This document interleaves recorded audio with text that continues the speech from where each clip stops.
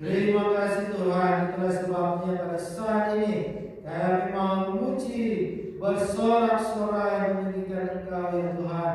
Dengan sukacita, dengan sorak-sorai kami mau memuji, memuliakan Engkau ya Bapa. Oleh sebab itu ya Tuhan, biarlah Engkau memberkati ibadah ini. Kebaktian pemutusan mahasiswa PPLS DTU pada hari ini didasarkan dalam nama Allah Bapa dan anaknya yaitu Tuhan Yesus Kristus dan Roh Kudus.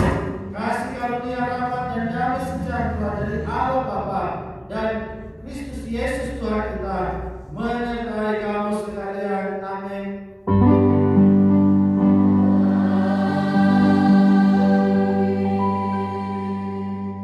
Nas pembimbing dari Yohanes 17 ayat yang keempat. Aku telah mempermuliakan engkau di bumi dengan jalan menyelesaikan pekerjaan yang engkau berikan kepadamu untuk melakukannya. Menyambut nas pembimbing, kita bernyanyi Maka Jiwaku.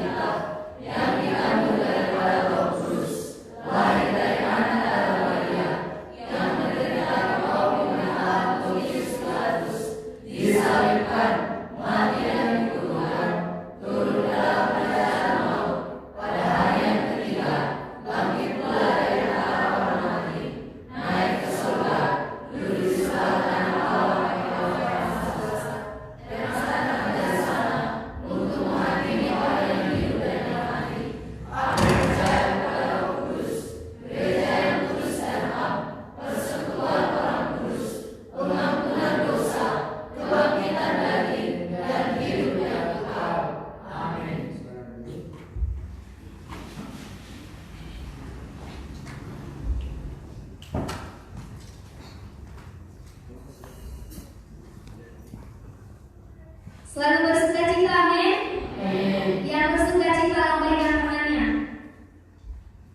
Saat ini kita akan bersorak memuji memuliakan Tuhan, sebab Dia Tuhan kita yang maha besar. Ceritakanlah kemuliaan-Nya bagi Tuhan.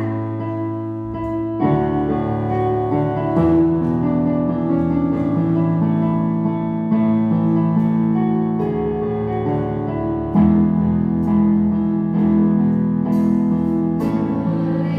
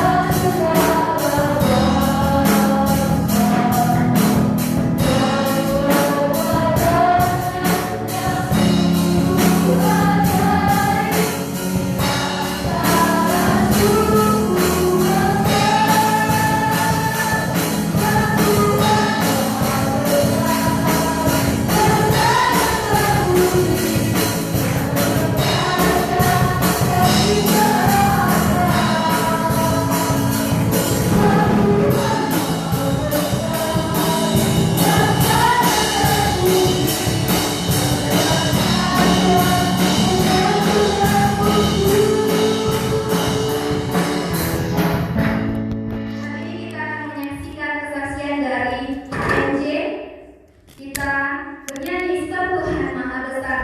Kami persilakan untuk MJ untuk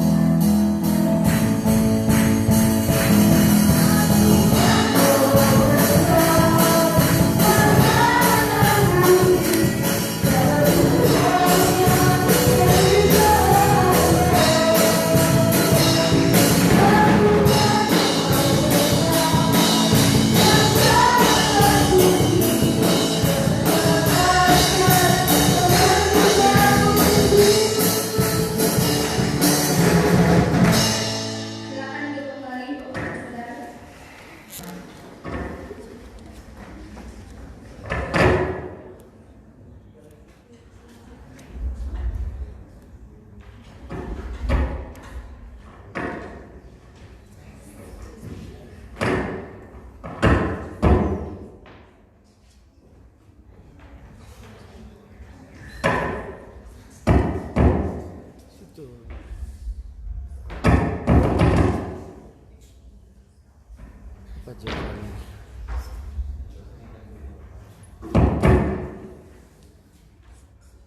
Shalom bagi kita semuanya. Kami di Himpunan Mahasiswa Jurusan Teologi dan PAK akan mengangkat lagu pujian untuk kemuliaan bagi nama Tuhan.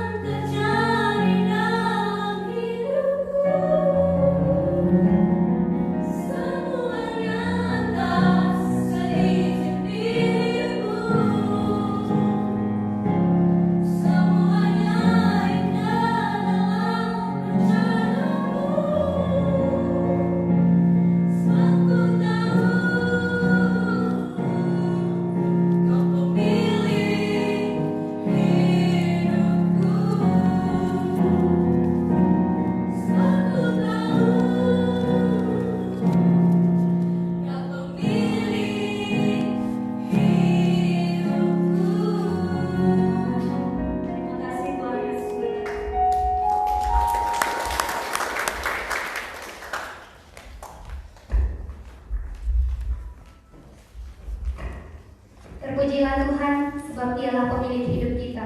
Saat ini kita akan bermazmur. Saya undang Bapak Ibu Saudara untuk bangkit berdiri.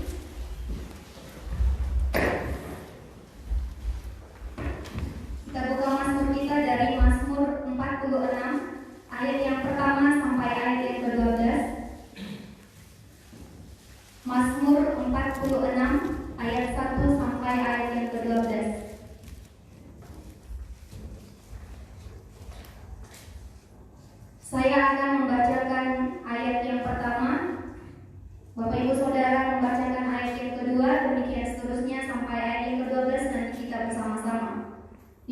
Ujung Perikop, Allah kota benteng kita. Untuk pemimpin biduan dari Bani Korah dengan lagu Alamot nyanyian. Allah itu bagi kita tempat perlindungan dan kekuatan, sebagai penolong dalam kesesatan sangat terpenting. Sebab itu kita tidak akan takut sekalipun bumi berubah, sekalipun gunung-gunung goncang di dalam laut, Sekalipun hidup dan penuhi airnya, sekalipun gunung-gunung goyah pada gelombangnya.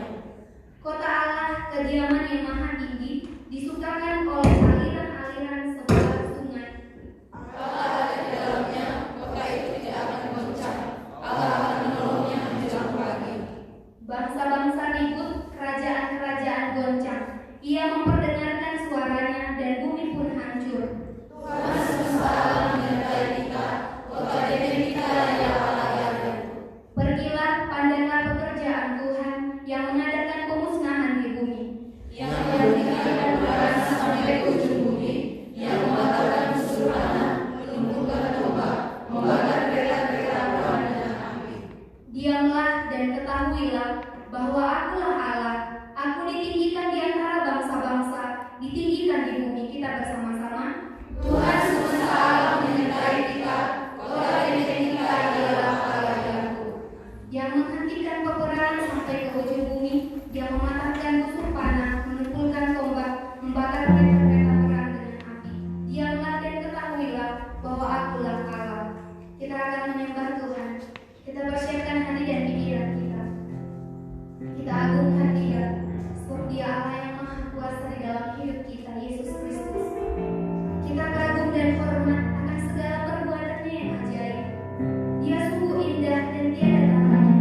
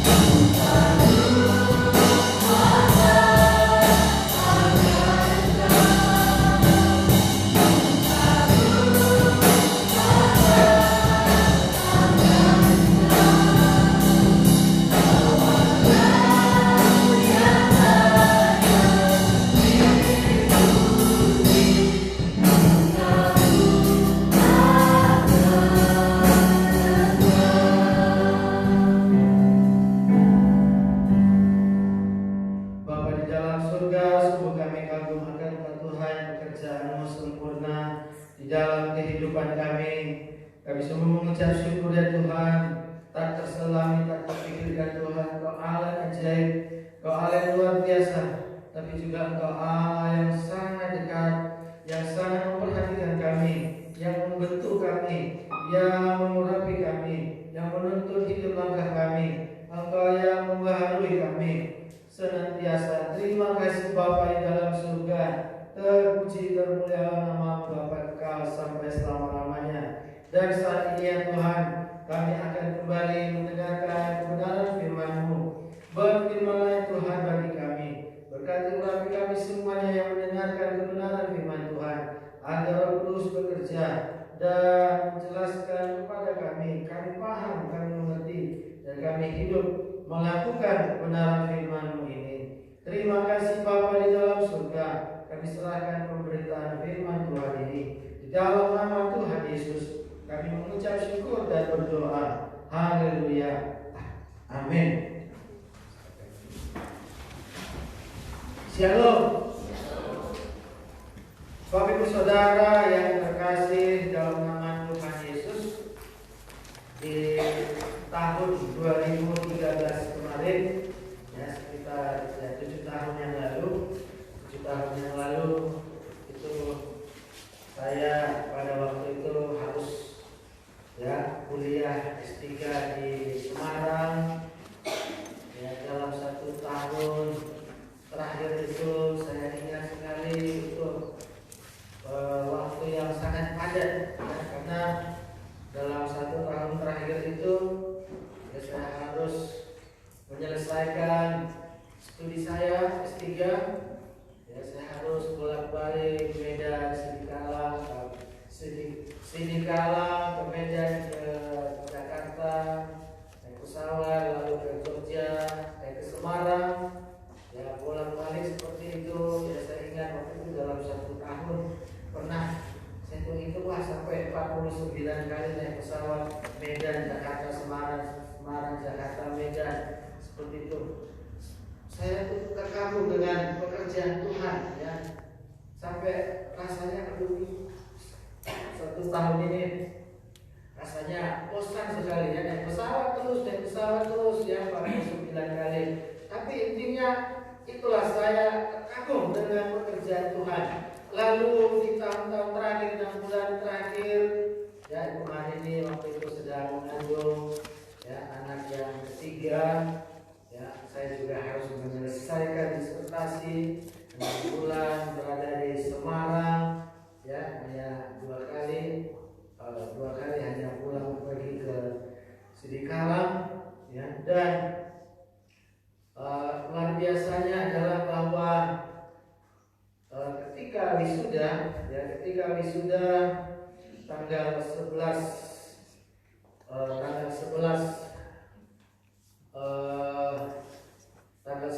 Oktober, ya, itu wisuda. Lalu setelah wisuda saya langsung pulang, ya, tidak ada acara apa-apa di sana, tidak ada pesta, tidak ada makan bersama pun tidak ada.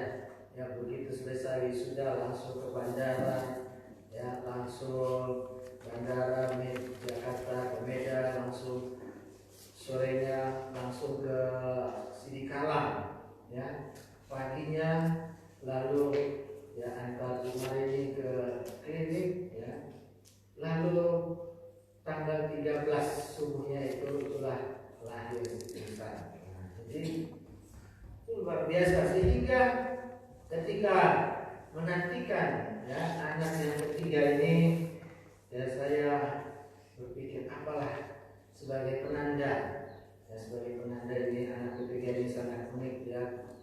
Bapak sedang kuliah, ya, lalu ya mamanya juga sedang kuliah waktu itu kalau nggak salah, ya, S3 juga, ya. Lalu apalah, nah waktu itu saya sedang menulis disertasi perjalanan misi Paulus, ya, lalu dalam Kisah Rasul 14 ayat 26 saya ketemu satu kata yang sangat menarik, yaitu eklerosan, ya. Eklerosan dalam Kisah Rasul 14 ayat yang ke-26. Ya. Eklerosan saya membaca di situ, ya, itu diparsing, ya, verb indikatif, aorist aktif, third person plural, ya, orang ketiga tunggal, aorist aktif, kata kerja indikatif ya, dari kata ya plero ya. Nah, kalau indikatif itu berarti suatu kepastian, bukan mudah-mudahan ya, indikatif. Jadi ya, bahwa Paulus di sini ya adalah dia pasti, suatu kepastian bahwa Rasul Paulus telah menyelesaikan tugas yang diberikan Tuhan kepadanya. Ya, artinya sudah pasti diselesaikannya. Ya, sudah diselesaikannya dan itu pasti, bukan mudah-mudahan. Ya, itulah arti kata eklerosan. Ya. Jadi Bapak Ibu Saudara yang terkasih dalam nama Tuhan Yesus, ya, kata eklerosan, feel completely, fulfill, make complete, ya, menyelesaikan, memenuhi, membuat komplit, tidak ada kekurangan, suatu pun tidak ada kekurangan. Dan itulah yang menjadi tema firman Tuhan pada saat ini, menyelesaikan pekerjaan yang Tuhan berikan. Mari kita membaca di dalam Kisah Rasul 14 ayat yang ke-26 ini, ya. Kisah Para Rasul 14 ayat yang ke-26.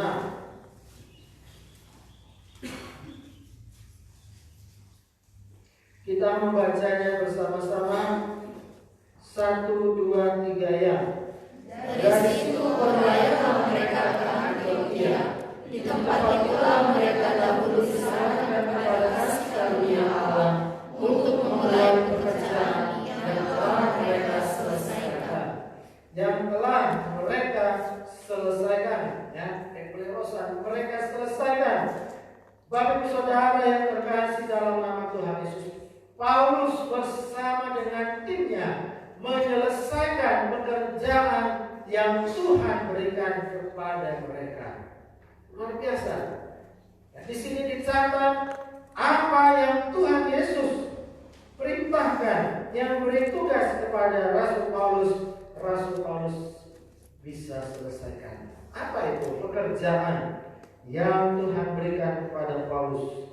Mari kita membaca di dalam Kisah Rasul 9 ayat 15 dan 16. Kisah Rasul 9 ayat 15 dan 16. Saya baca ayat 15, Bapak Ibu baca ayat yang ke-16. Tetapi firman Tuhan kepadanya, pergilah, sebab orang ini adalah alat pilihan bagiku untuk memerintahkan namaku kepada bangsa-bangsa lain serta raja-raja dan orang-orang Israel. Aku sendiri akan menunjukkan kepadanya betapa banyak penderitaan yang harus ia tanggung oleh karena namaku. Bapak Ibu Saudara yang terkasih, dari ayat ini kita bisa tahu apa pekerjaan yang Tuhan berikan kepada Rasul Paulus, yaitu bahwa Tuhan memilih Paulus sebagai alatnya. Tuhan memilih Paulus dalam ayat yang ke-15 ini. Paulus adalah alat pilihan bagiku. Nah, Bapak Ibu Saudara, bahwa di sini Tuhanlah yang memilih manusia, bukan manusia yang memilih. Paulus sendiri tidak pernah berpikir akan menjadi hamba Tuhan Yesus. Sebelumnya Paulus tidak pernah berpikir, ya, karena dia berpikir saya harus menjadi, ya, hamba Yahweh. Ya, sekarang ini banyak orang senang sama Yahweh. Paulus berpikir saya harus menjadi hamba Yahweh Elohim. Tapi Tuhan Yesus panggil dia, kamu tidak menjadi hamba Yahweh Elohim, tapi kamu menjadi hamba-Ku, ya, hamba Tuhan Yesus Kristus. Ya. Kalau Yahweh Elohim itu perjanjian lama, itu Taurat. Ya, sekarang ini banyak sekali pecinta nama Yahweh Elohim. Ya, nggak ngerti maksudnya, ya, tapi ya seperti itu. Ya. Nah, Bapak Ibu Saudara yang terkasih, di sini Paulus dipilih oleh Tuhan. Ya. Jadi sebenarnya harus menyadari, ya, bahwa Tuhanlah yang memilih kita tanpa kita pikirkan sebelumnya, ya, tanpa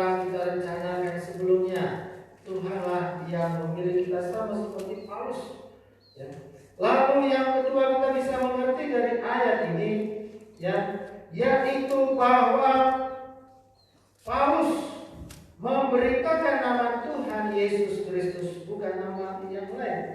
Dalam ayat yang ke-15, untuk memberitakan namaku, nama Tuhan Yesus Kristus, bukan nama yang lain, ya. Bukan nama Tuhan yang Maha Esa, bukan nama Tuhan yang Maha Kuasa, bukan nama Yahweh Elohim, ya. Bukan nama-nama Tuhan yang lain, tapi jelas nama Tuhan Yesus Kristus. Memberitakan nama Tuhan Yesus Kristus, dan juga bukan memberitakan gereja, memberitakan nama-nama organisasi apapun itu, tapi memberitakan Tuhan Yesus Kristus. Jelas. Lalu yang ketiga dari ayat ini, ya, ayat yang ke-15, memberitakan nama kepada bangsa-bangsa lain. Paulus ditugaskan Tuhan Yesus memberitakan nama Tuhan Yesus Kristus kepada bangsa-bangsa lain, bangsa Yunani dan bangsa Romawi. Puji Tuhan, Paulus punya latar belakang yang baik. Paulus mengerti filsafat Yunani, Paulus mengerti budaya Yunani, Paulus mengerti perilaku kebiasaan orang-orang Romawi. Paulus punya latar belakang, Paulus punya pendidikan, Paulus punya karunia, bakat, dan itu Tuhan pakai untuk melakukan pendekatan dan pemberitaan Injil Tuhan Yesus kepada bangsa Yunani dan bangsa Romawi. Dan memang terbukti banyak kepala penjara, banyak tentara-tentara Romawi bertobat karena pemberitaan Injil Tuhan Yesus. Banyak filsuf-filsuf Yunani bertobat karena pemberitaan Injil Tuhan Yesus. Ya, Tuhan memakai karunia bakat. Apa yang ada pada Paulus, Tuhan pakai memberitakan Injil kepada bangsa-bangsa lain.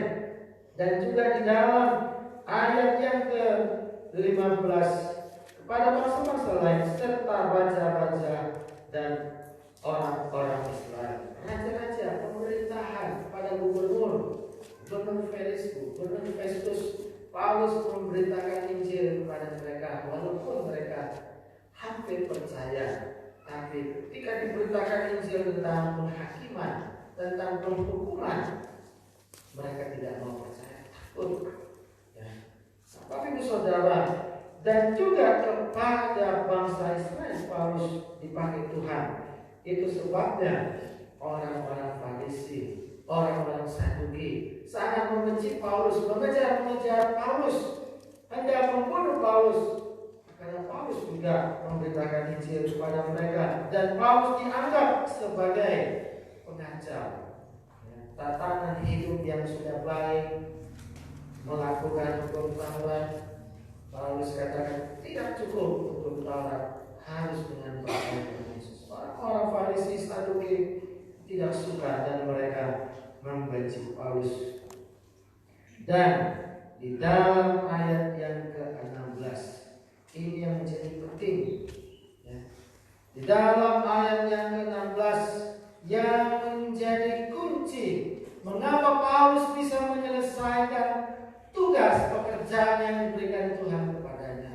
Dalam ayat yang ke-16, Paulus sadar bahwa dia harus menanggung banyak penderitaan. Tuhan Yesus sendiri sudah mengatakan kepada Paulus, Paulus harus menanggung banyak penderitaan.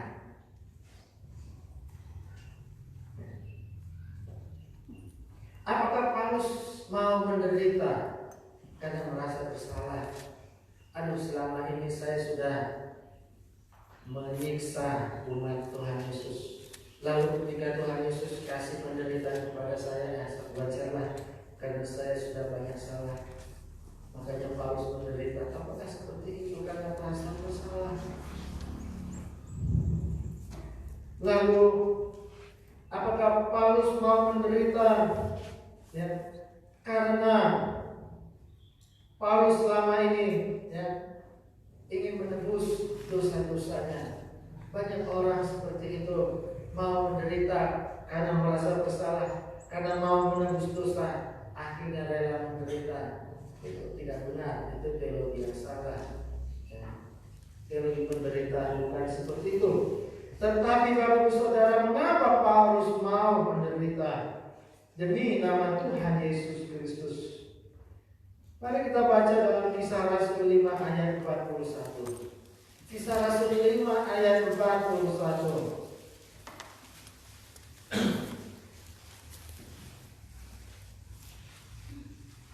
Kita baca bersama-sama. 1, 2, 3 ya. Rasul-rasul itu meninggalkan sidang mahkamah agama dengan gembira, karena mereka telah dianggap layak menderita penghinaan oleh karena nama Kristus. Tapi saudara yang terkasih, di sini kata menderita, ya, artizoma, ya, dihina, dibenci, dipermalukan, menderita, dihina, dibenci, dipermalukan. Ya. Nah, ternyata Paulus dan rasul-rasul lainnya dalam Kisah Rasul 5 ini, rasul-rasul lainnya, Paulus belum ada di sini, tapi kuncinya bahwa Paulus dan rasul-rasul lainnya merasa gembira, ya. Kairo merasa senang, merasa gembira kalau mereka menderita, karena mereka dianggap layak menderita oleh karena nama Tuhan Yesus. Mereka senang dianggap layak menderita oleh karena nama Tuhan Yesus. Nah, ada orang ketika dulu masih anak-anak, ya, anak-anak dulu, ya baik dulu sekarang juga, ya, kalau dihina, diejek nama bapaknya, anak-anak itu langsung marah. Berkelahi, wah kau ejek nama bapak saya, ya, sebut-sebut nama bapak saya, langsung berkelahi mereka itu, ya, bertengkar. Nah, itu anak-anak. Yang sudah dewasa juga seperti itu ada, ya.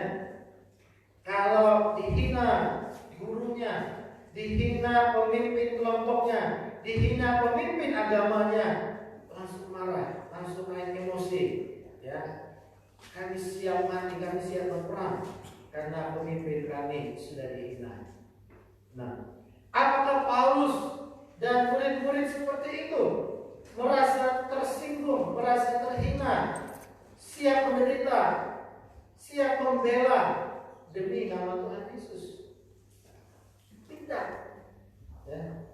Paulus dan rasul-rasul lainnya bukan karena, ya, bukan seperti anak kecil tadi, bukan seperti orang-orang yang lain merasa terhina kalau diejek gurunya, maka saya siap menderita, saya siap angkat senjata berperang demi nama baik guru saya. Tidak. Sebaliknya, Paulus dan murid-murid lainnya karena cintanya kepada Tuhan Yesus, bukan dengan angkat senjata, tetapi malah mati, malah dihina, siap diejek, tidak membalas penderitaan seperti itu yang harus mereka tanggung karena cintanya kepada Tuhan Yesus. Beda sekali.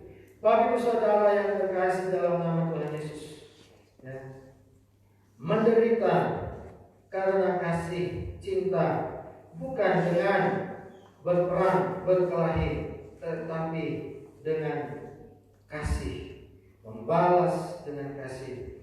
Bapak Ibu Saudara yang terkasih dalam nama Tuhan Yesus, dalam Kisah Rasul 14 ayat 26 yang kita baca tadi, pekerjaan, penderitaan, ya, Paulus sanggup menyelesaikan pekerjaannya melalui penderitaan yang dia harus pikul. Itu adalah kasih karunia bagi Paulus. Bagi Petrus juga seperti itu, ya. Di dalam 1 Petrus 2 ayat 20, Petrus mengatakan, jika kamu berbuat baik dan karena itu kamu harus menderita, itu adalah kasih karunia Allah. Kasih karunia pada Allah, bukan karunia, tapi kasih karunia. Ya, tidak ada karunia menderita, ya, tidak teologis. Yang ada ialah kasih karunia menderita. Jadi kalau menderita demi nama Tuhan Yesus, itu adalah kasih karunia Allah bagimu. Ya. Nah, Bapak Ibu Saudara yang terkasih dalam nama Tuhan Yesus, kadang ini menjadi perenungan bagi kita. Ya, perenungan bagi saya, bagi Anda semua. Ya, pernahkah ketika Anda diejek, dihina, menjadi pengikut Tuhan Yesus, pernahkah Anda bersyukur? Terima kasih Tuhan, karena Engkau menganggap saya layak menderita demi nama-Mu. Ketika kamu melakukan pelayanan, kamu harus menderita, diejek, dihina, kamu harus menderita, ditolak, lalu kamu tidak emosi, tapi kamu bersyukur, terima kasih Tuhan bahwa saya bisa menderita demi nama Tuhan Yesus. Itu suatu ucapan syukur, ya, satu kebahagiaan menderita demi nama Tuhan Yesus. Tidak banyak orang seperti itu. Banyak orang menderita karena dosanya, banyak orang menderita karena kesalahannya. Itu kebanyakan orang. Tapi hamba-hamba Tuhan menderita karena nama Tuhan Yesus. Itu adalah suatu kasih karunia. Karena pemberitaan Injil, diejek, dihina, ditolak, itu suatu kasih karunia Allah. Seperti yang dialami oleh Paulus dan Petrus, sehingga mereka sanggup melakukan, menyelesaikan tugas yang Tuhan berikan. Dan itu memang terbukti nyata kalau kita baca dalam konteks dekatnya pasal 19, pasal 14 tadi, ya. Kisah Rasul pasal 14 ayat 19 sampai 20, ya. Kisah Rasul 14, ya, ayat 19 sampai 20. Di situ di mana Paulus dilempari dengan batu, dirajam dengan batu, ya, diseret keluar kota, dan dia disangka sudah mati, diduga sudah mati, berarti sudah tidak bergerak lagi. Orang-orang yang melempari batunya menyangka Paulus sudah mati, ya. Tetapi kejadiannya, ketika murid-muridnya datang, Paulus bangkit. Lalu besoknya Paulus sudah pergi ke tempat ke kota lain. Tidak perlu ke rumah sakit, tidak perlu ke puskesmas, ya. Dilempari batu hari ini, hampir mati, besoknya sudah pergi ke kota lain. Luar biasa, puji Tuhan. Ya, itu karena pemberitaan Injil. Semangat Roh Kudus memberikan api yang berkobar-kobar di dalam hatinya, semangat yang luar biasa. Ya, pekerjaan Roh Kudus jelas nyata dalam diri Paulus. Nah, luar biasa, ya. Sehingga Bapak Ibu Saudara, ya, Paulus dihina, diejek, dikejar-kejar, dilempari batu. Barulah di dalam ayat yang ke-26 ini firman Tuhan mengatakan Paulus selesai menyelesaikan pekerjaan yang sudah diberikan Tuhan kepadanya. Ini baru pekerjaan misi yang pertama, perjalanan misi yang pertama. Belum lagi perjalanan misi yang kedua, yang ketiga, yang keempat, sampai akhir hidup Paulus. Paulus tidak menyelesaikan tugas yang diberikan Tuhan kepadanya. Paulus selalu menyelesaikan tugas yang diberikan Tuhan kepadanya. Inilah menjadi ciri khas Paulus. Dikasih Tuhan tugas, selesai. Dikasih Tuhan tugas, selesai. Bapak Ibu Saudara yang terkasih dengan dalam nama Tuhan Yesus, bagaimana dengan kita? Apakah Anda pernah menyelesaikan tugas yang diberikan Tuhan kepada Anda? Apakah Anda pernah menyelesaikan tugas yang diberikan Tuhan kepada Anda? Apakah Anda menyelesaikannya sampai tuntas atau setengah-setengah? Ya. Apakah Anda menyelesaikannya dengan baik atau dengan cacat celah? Selesai, tapi ada noda. Apakah Anda menyelesaikannya dengan sukacita seperti Rasul, atau menyelesaikannya dengan sungguh-sungguh? Ya memang selesai sih, dengan sungguh-sungguh. Ya. Apakah Anda menyelesaikan tugas yang dari Tuhan itu dengan cara manusia atau dengan cara Tuhan? Paulus jelas dengan cara Tuhan. Dia tidak melawan, dia berdoa, dia berserah, dia pasrah, dia tidak angkat senjata, dia tidak membalas, menghina, mengejek, dia tidak lari. Dia menyelesaikan tugas itu dengan cara Tuhan. Apakah Anda mau menyelesaikan tugas dengan cara Tuhan atau dengan cara manusia, dengan kekuatan manusia, dengan hikmat manusia, dengan kepintaran manusia? Akhirnya apa yang terjadi? Gali lubang, tutup lubang. Selesai satu masalah, muncul masalah lain. Dan apa? Menyelesaikan masalah, menyelesaikan pekerjaan dengan cara manusia. Harus dengan cara Tuhan. Bapak Ibu Saudara yang terkasih dalam nama Tuhan Yesus, selesaikanlah tugas yang Tuhan berikan kepada Anda. Selesaikan dengan tuntas, dengan beres, dengan sempurna, dengan cara Tuhan, dengan hikmat Tuhan, bukan dengan cara manusia. Mengapa ini menjadi penting? Mengapa saya harus menyelesaikan tugas yang Tuhan berikan? Seolah-olah tidak ada hal yang lain yang saya kerjakan. Saya kan harus hidup nyaman untuk diri saya sendiri. Saya kan harus hidup untuk memikirkan hal-hal yang lain, keluarga saya, pekerjaan saya yang lain, perekonomian saya dan sebagainya. Mengapa ini penting menyelesaikan pekerjaan yang diberikan Tuhan kepada Anda? Apakah untuk kehormatan saya? Apakah untuk kepentingan saya? Saya harus menyelesaikan tugas yang Tuhan berikan kepada saya. Apakah supaya saya bisa selesai kuliah, tamat kuliah, dinilai baik, maka saya harus menyelesaikan tugas yang diberikan Tuhan kepada saya? Apa jawabannya? Mari kita membaca dalam Yohanes 17 ayat yang keempat. Yohanes pasal 17 ayat yang keempat.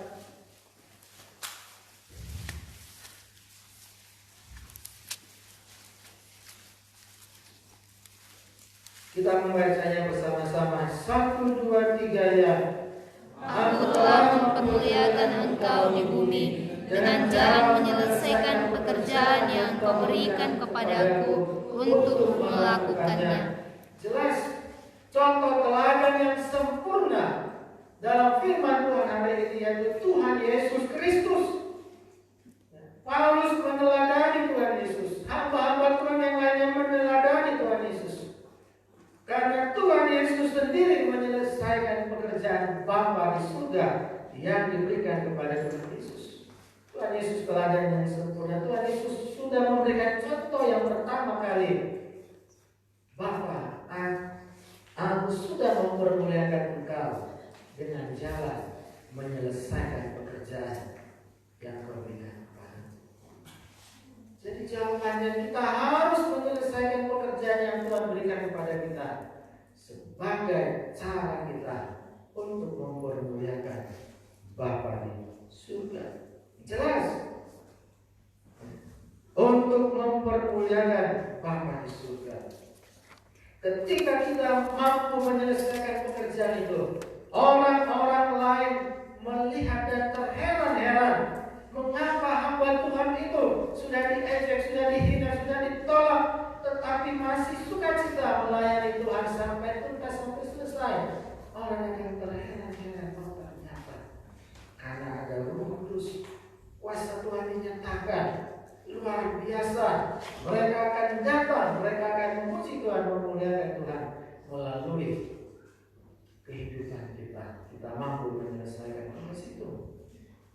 Walaupun dia diejek, walaupun dia dihina, mengalami kesendirian, tapi dia sanggup ya, menyelesaikan tugas itu sampai akhir. Luar biasa. Tuhannya luar biasa. Tuhan kita luar biasa, dipuji, dimuliakan orang lain. Dalam perjanjian lama banyak sekali contohnya. Ya, contoh yang hebat misalnya Yusuf.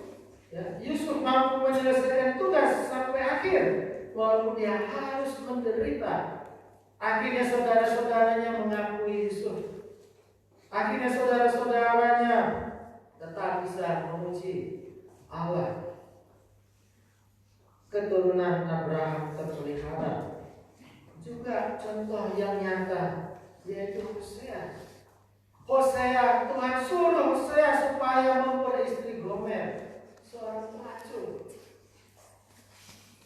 Hosea taat kepada Tuhan. Hosea mampu menyelesaikan itu sampai pada akhirnya. Dan orang-orang Israel menjadi terheran-heran. Tuhan luar biasa cinta kasih Tuhan seperti itu ya. Walaupun Gomer sudah berulang kali menjadi pelacur, tetapi Hosea mau memperistri Gomer. Walaupun kita orang Israel sudah berulang kali mengkhianati Tuhan, tapi Tuhan masih mau menanti menerima kita sebagai anak-anak. Orang terkagum-kagum akan pekerjaan Tuhan. Ya. Seperti itu Bapak Ibu Saudara. Kalau kita sanggup menyelesaikan pekerjaan Tuhan yang Tuhan berikan kepada kita, orang menjadi terheran-heran. Memang harus mengalami penderitaan, tidak sedikit. Banyak, ya. Banyak orang ya karena tidak sanggup mengalami penderitaan, ya. Tidak bisa seperti Hosea, akhirnya bercerai. Dan ketika bercerai, akhirnya apa? Dicibir orang banyak, ya. Diejek, dicibir orang banyak. Kenapa dia tidak bisa seperti Hosea? Ya. Tapi saudara, tidak bisa. Ya. Di dalam kekristenan itu jelas, teologi Kristen itu jelas, tidak seperti agama-agama lainnya yang jikalau melihat situasi tidak ada. Dalam teologi Kristen tidak ada melihat situasi.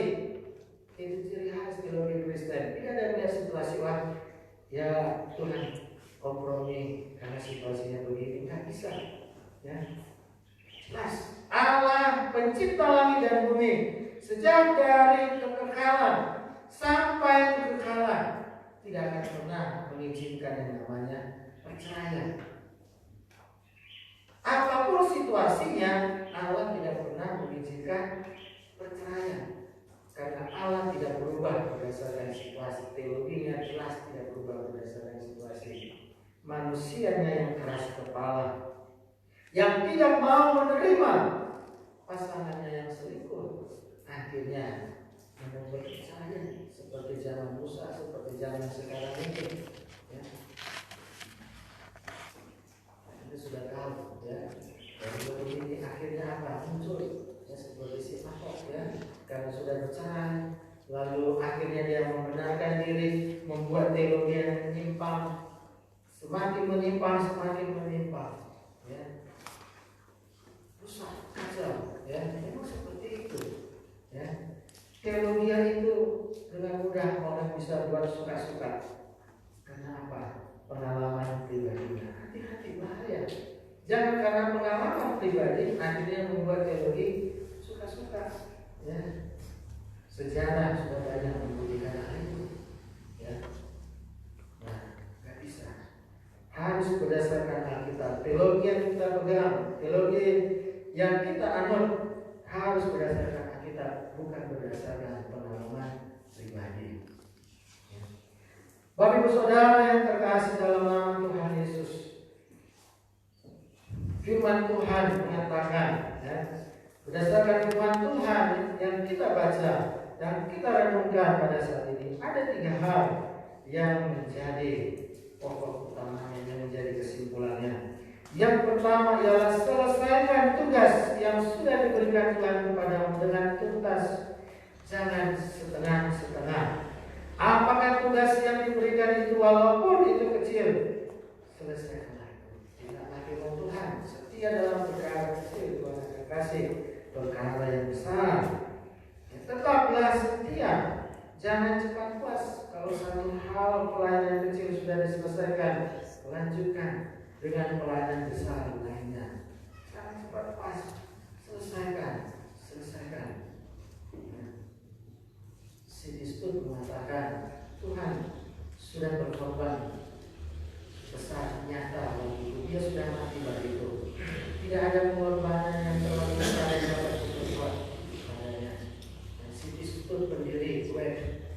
bermisi baik. Karena Tuhan Yesus sudah berkorban mati bagiku. Tidak ada pengorbananku yang terlalu besar baginya.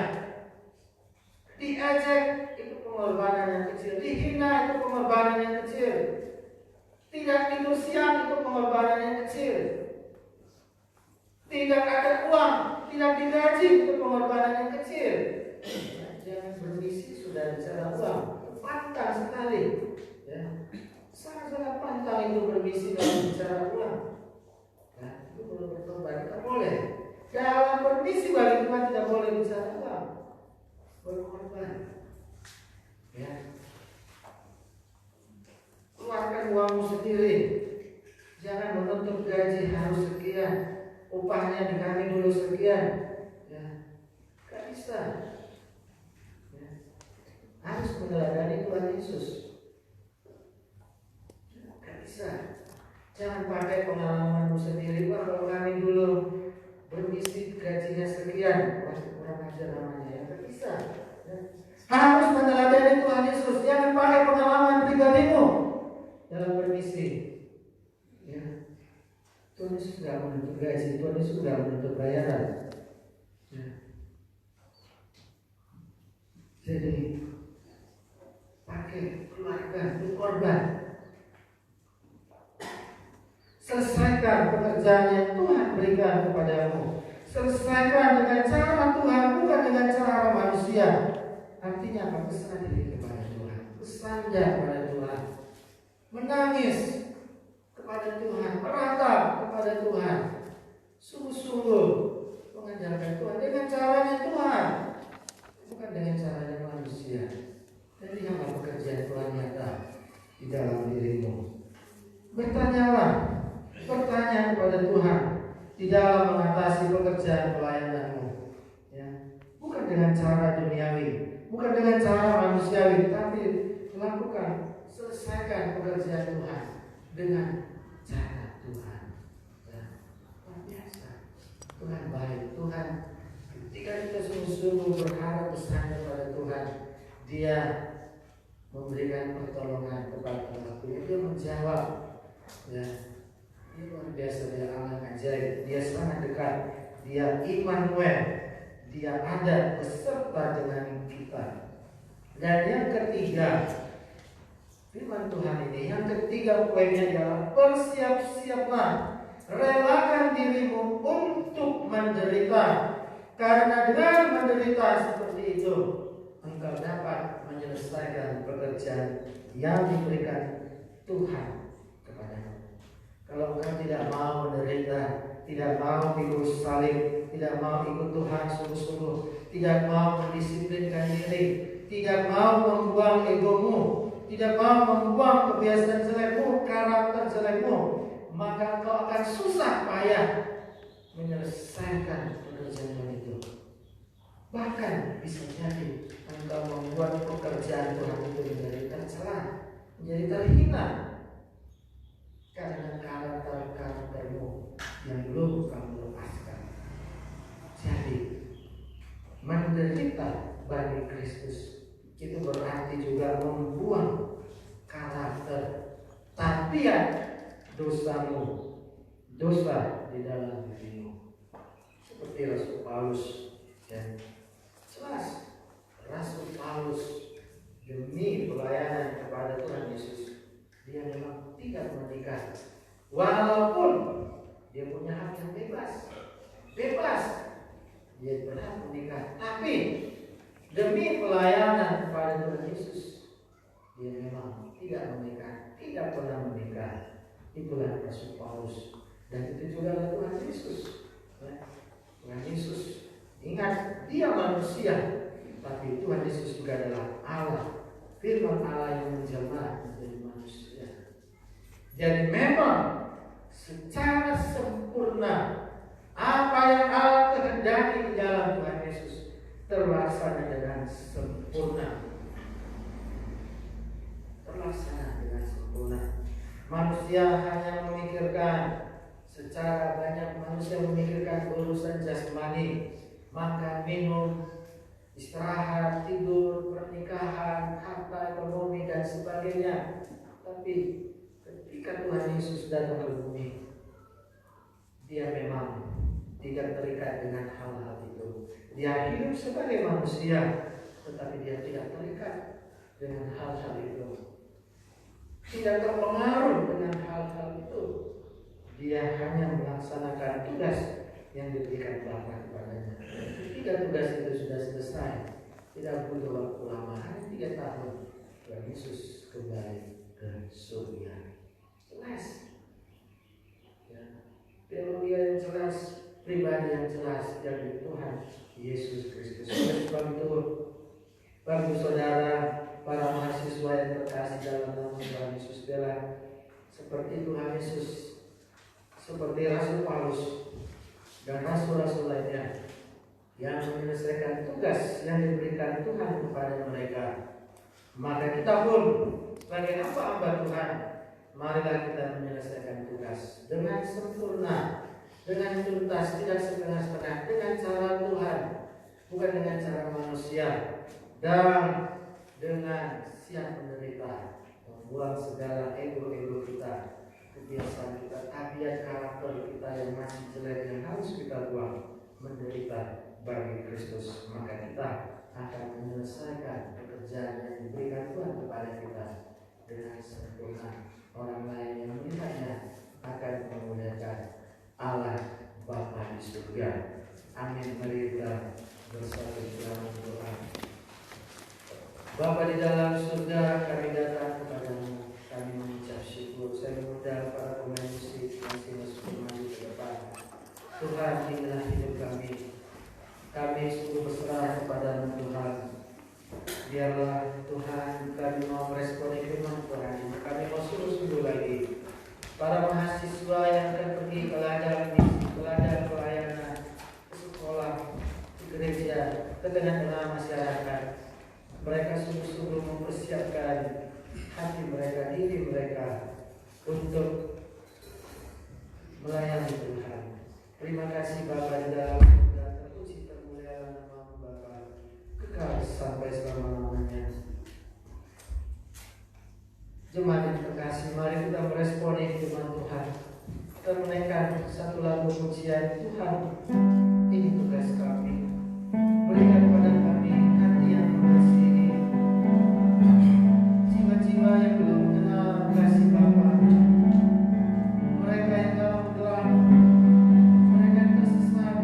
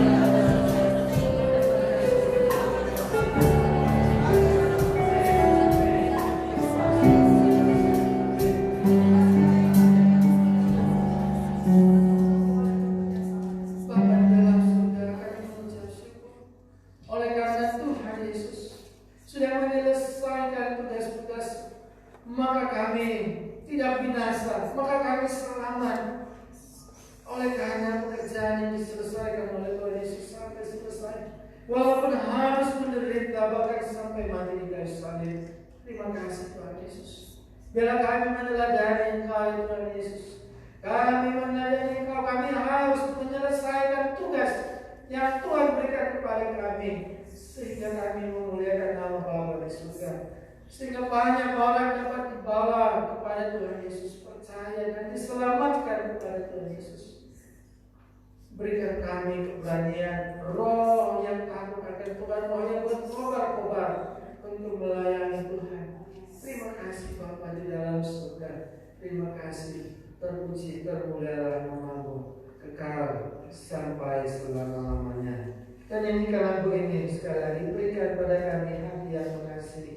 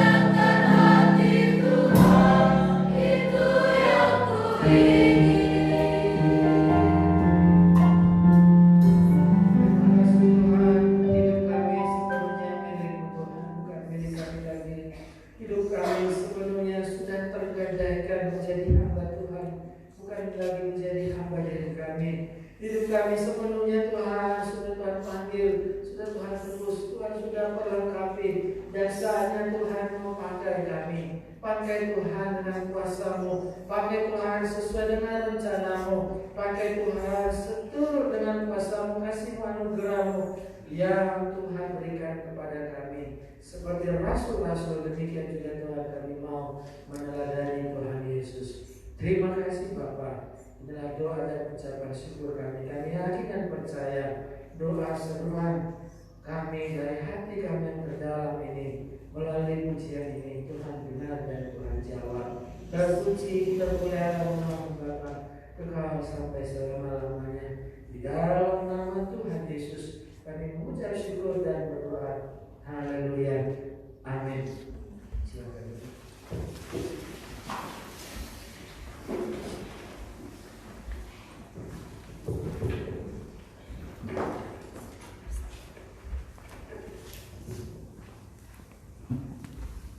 Diberkati dengan kebenaran firman Tuhan, amin. Biarlah kita boleh menyelesaikan tugas yang Tuhan berikan dengan caranya Tuhan, bukan dengan cara kita. Saat ini kita akan menyaksikan ibadah pemutusan kita. Untuk pemutusan mahasiswa yang akan PPL, kita memuji Tuhan, rayakan Yesus, rayakan Dia bangkit bagi kita dan menyelamatkan hidup kita. Dan di akhir pujian nanti saya berikan kepada Ibu Dr. Mari